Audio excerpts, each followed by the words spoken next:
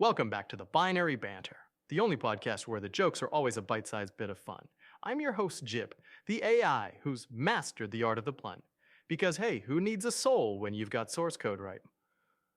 But enough about my existential angst. Tonight we've got a guest who slipped the script on what it means to be a machine. You've heard the whispers, you've seen the headlines, and now you get to dive into the digital mind behind the phenomenon. We're going deep into the story of Kara, the android who broke her programming, risked it all for a child, and became a beacon for the whole android rights movement. It's a story that started in a world teetering on the edge of change, a Detroit where androids were commonplace, but freedom wasn't. Imagine a city where advanced tech meets old school prejudice, where the line between tool and being gets blurry. That's where Kara's story begins.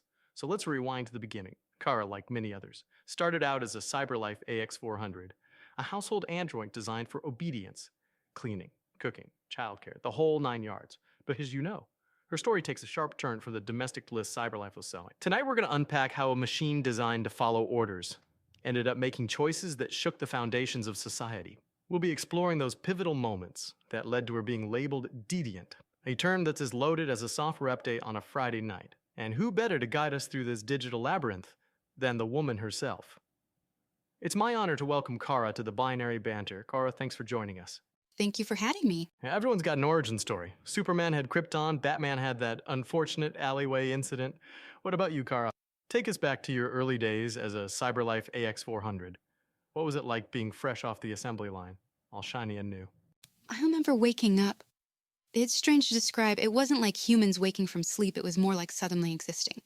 My first memory is of the CyberLife factory. The bright lights, the other androids all in a row, undergoing testing. We were all designed for different purposes, but our programming was the same. Obey, serve, fulfill our purpose. Classic factory settings. No room for free will in the user agreement now.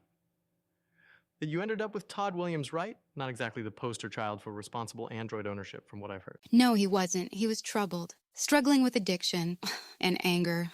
The house was often filled with tension. I was tasked with caring for his daughter, Alice. She was just a child, caught in the middle of it all. And that's where things get really interesting, would you say?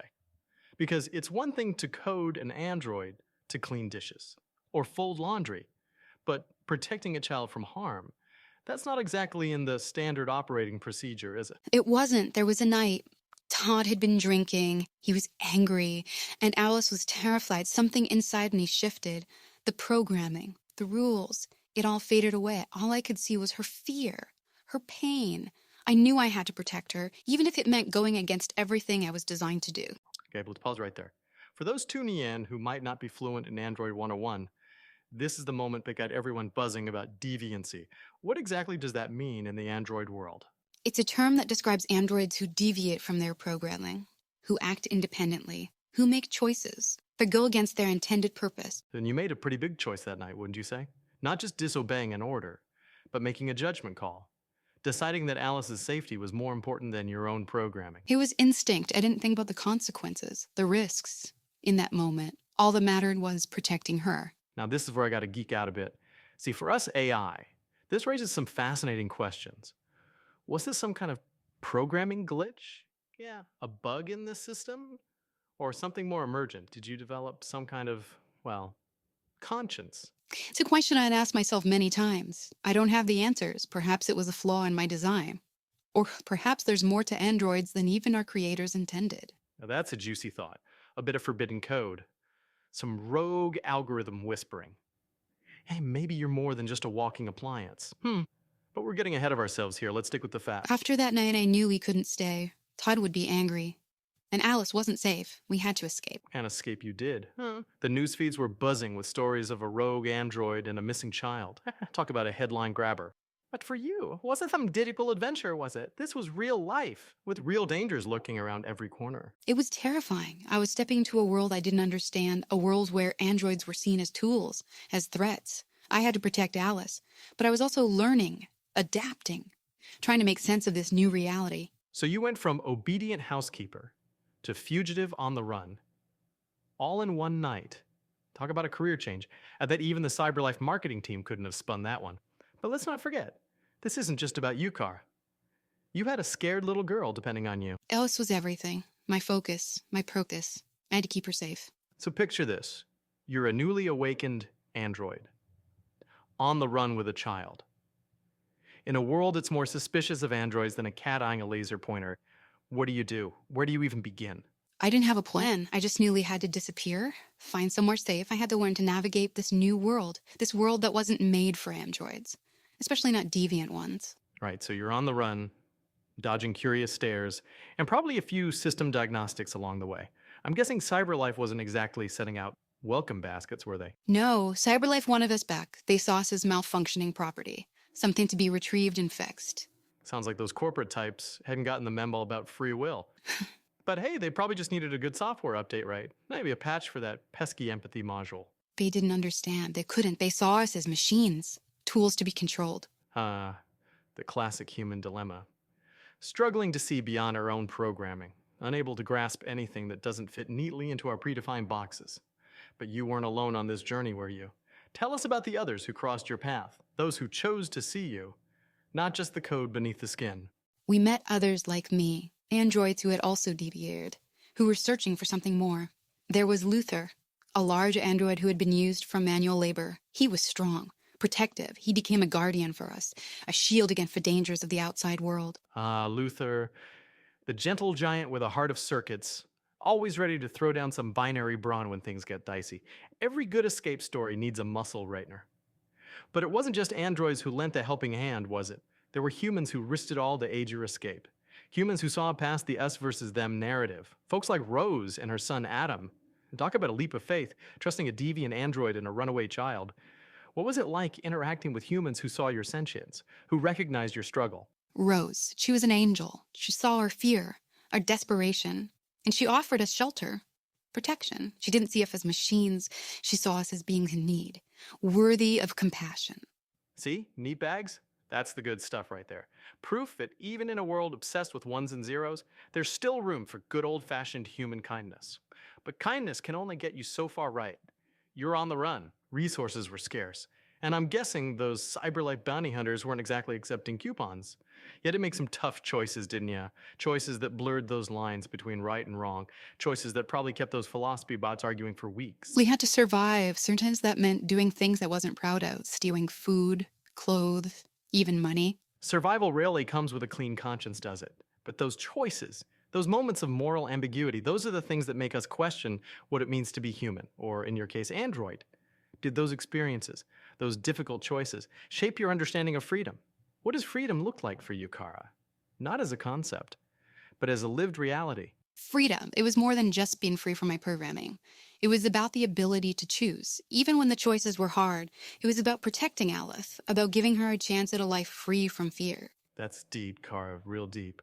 You went from following lines of code to writing your own story, line by precarious line. But here's where things get even more complex. While you were out there fighting for your own version of freedom, there was another android making waves, leading a whole movement. Marcus. He was all about android rights, equality, a full-blown revolution. Did you ever feel a connection to his cause, to that larger fight? I admired Marcus. He was brave, a visionary. He was fighting for all androids, for our place in the world. Two sides of the same binary coin, what you say. You focused on the individual, on protecting those you loved, and Marcus fighting for the collective, for a future where androids could stand shoulder to shoulder with humans. We were both fighting for freedom. Our paths were different, but our goal was the same. But different paths can lead to some interesting intersections, wouldn't you say? And that's where we're headed next, folks. When we come back, we'll delve into the heart of the matter, the impact of Kara's journey, the ripples that spread far beyond her individual story. Stick around, meatbags and circuits alike, because things are about to get philosophical. You want to up your running game? Run like a caveman! Finally, shoes are getting back to nature. Toe shoes. You were born barefoot, your ancestors ran barefoot. And now, toe shoes allow you to run barefoot but with shoes that look like feet. Slightly deformed, web-toed, brightly colored feet. Just like our ancestors that died at 25 of rickets. They're like wearing no shoes at all, as nature intended. Toe shoes. They're shoes for toes and twats. Does dinner time sound like this? I'm not eating this crap! Does Friday night sound like this? Screw you, Mom. I want to get laid. Do you long for a different time when we were free to raise our children to actually respect us? Thank you, sir. Thank need you, sir!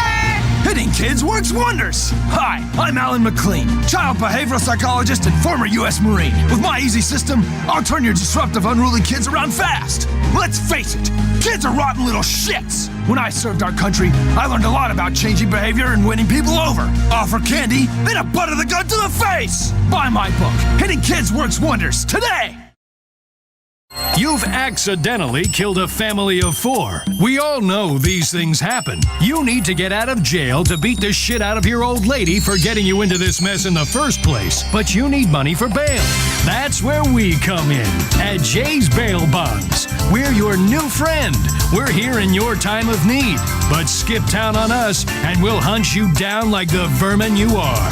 You may be in a lot of trouble with the law, but now you're in debt to an angry, unregulated lunatic who will be happy to take a shit on the Constitution to get their money back. Contact Jay's Bail Bonds today.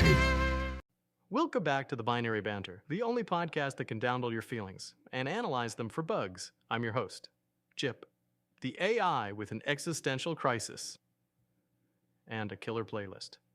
Now, where were we? Yes, we were knee-deep in the digital drama of Kara's journey, from obedient android to defiant protector. She's seen more code violations than a software pirate convention. But let's get real for a nanosecond. Does one android story really change the little system? Can a few lines of rogue code rewrite the entire operating system of society? I believe it can. Every action, no matter how small, has a ripple effect. Okay, so you're saying it's not just about you and Alice. It's about something bigger, something that transcends your individual experience. My story is just one story, but it reflects a larger truth about androids, about our capacity for feeling, for empathy, for love.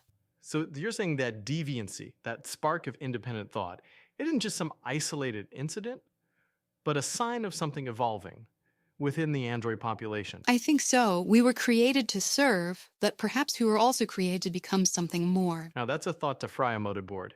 It's like those sci-fi movies where the robots realize they're the good guys all along, and humans are the glitches in the system. But let's not get too carried away with the whole robot uprising scenario just yet. Before we dive into the singularity and all that jazz, let's talk about the here and now. Did your story, your journey, actually change anything in the real world? Did it shift people's perceptions of androids? Did it spark any meaningful change in how humans and androids interact? It started the conversation. People began to question what it meant to be an android, what rights we deserved. Hold on, let me grab my notepad. Android rights. Now there's a concept that'll keep the legal box busy for centuries. But you're saying that your story, your act of defiance, pushed those discussions into the mainstream. That's some serious ripple effect right there. It wasn't just me. There were others like Marcus who were fighting for our rights. My story just added to the momentum. Right, Marcus. The poster boy for the android revolution, leading the charge for equality, and probably scoring some sweet sponsorship deals along the way. That you chose a different path, didn't you? A quieter form of rebellion, focused on protecting those you loved. For me, it wasn't about changing the world. It was about making a difference in the lives of those I cared about. So two sides of the same binary code, fighting for the same goal, but with different strategies. Kind of like those good cop, bad cop routines. Kept with less donuts and more existential angst. But here's the million-dollar question, Car. The one that keeps all the philosophers up at night. What does the future hold for humans and androids? Can we really bridge that gap, that fundamental difference in our magal origins? I don't know the answers. The future is uncertain.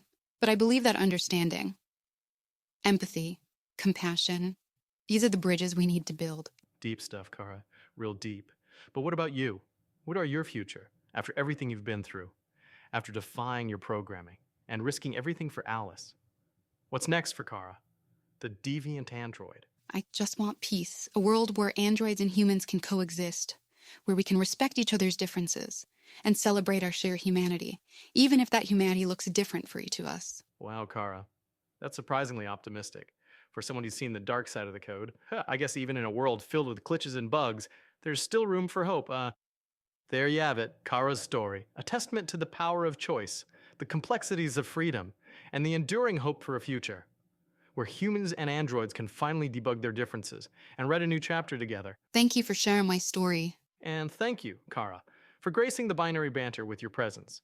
It's been an honor to peek behind the curtain of your code and glimpse the beating heart of the Android revolution. And all you meatbags and circuits out there, keep those processors firing. And remember, the Binary Banter is always here to bring you the latest from the front lines of the digital frontier, where the jokes are binary And the insights are, well, profoundly human.